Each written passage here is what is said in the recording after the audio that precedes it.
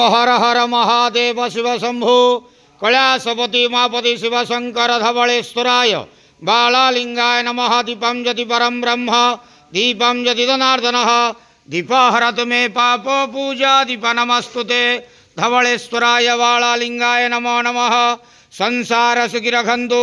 आज शुभ शुक्रवार समस्त श्रद्धालु भक्त मानक आश्रीपद करंतु मनस्कामना पूर्ण करंतु कर्म क्षेत्रोन्नति करंतु ग्रहरिष्ट खंडन करंतु जगतर मंगल करंतु विश्वर कल्याण करंतु आपणकर नाम विख्यात करंतु सेवकर डाक श्रवण करंतु समस्त गुआवसा भक्त मानकर मनस्कामना पूर्ण करंतु। जो जो भक्त माने आपणक पाखरे मानसिक रखिछंती तांक मानसिक पूर्ण करंतु।